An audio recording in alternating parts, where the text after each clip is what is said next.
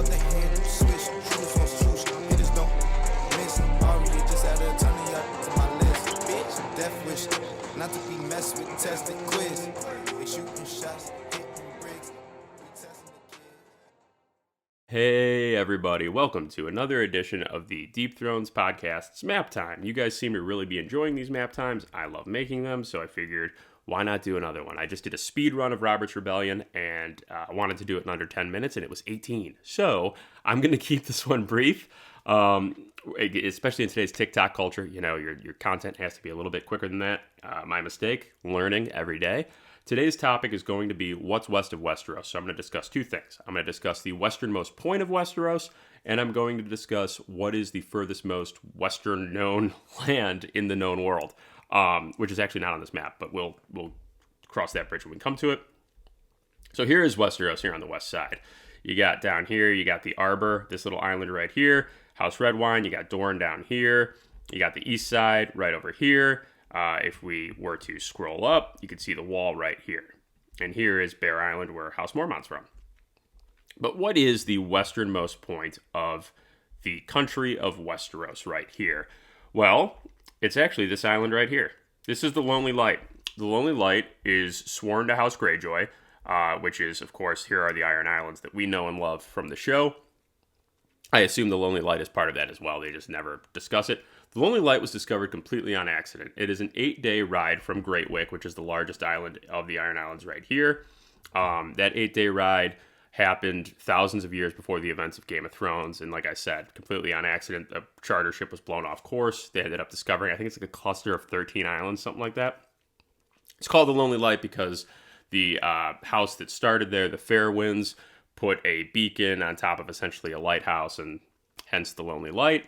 The Fairwinds, again, are the folks who run the Lonely Light, and again, are sworn to House Greyjoy. There's some weird history and lore about it, but not much at all. It's said that the people there can turn into sea lions or seals. There's so many sea lions and seal rookeries and inhabited little islands by them that they believe that there's maybe some potential mating going on between the Fairwinds and the seals and sea lions. All lore building by George R.R. Martin.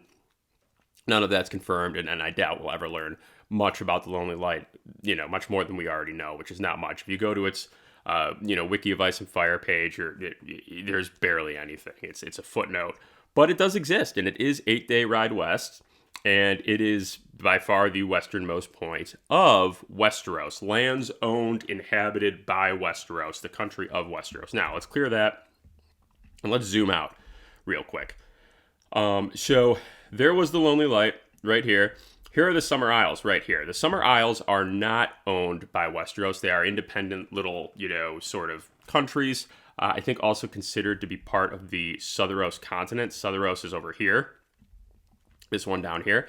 So I think that's considered part of that continent. Again, they're their own little countries. Now, Alice Westhill was an explorer in 56 AC, so right after the conquest. She was from Westeros, and she went southwest on her boat, Sunchaser, and I think it was blown off course. I think they were with like 3 other vessels that sank. It was a huge disaster because they were just going through treacherous winds and waters, and her goal was to sail around the world and make it back to Westeros by going completely around, like, what's west of Westeros, right? No one knows. Boats never come back, right? A big lore choice by George R.R. Martin to have that be the case. But in the southwestern point of this map, down here where you see the Sunset Sea, there is 3 islands that Alice Westhill discovered.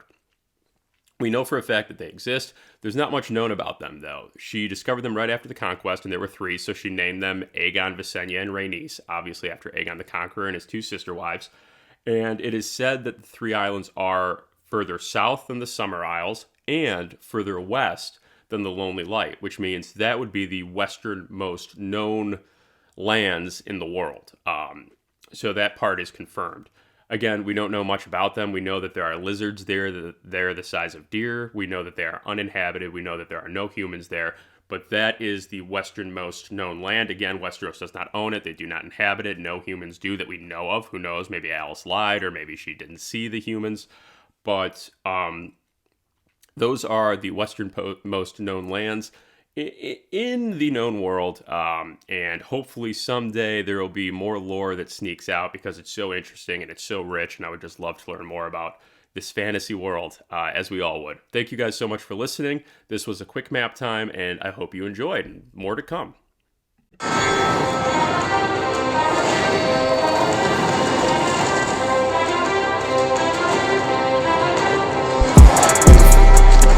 Check out the hand switch, shooters on swoosh, hitters don't miss. Already just added a ton of y'all to my list. Bitch, death wish, not to be messed with, tested quiz.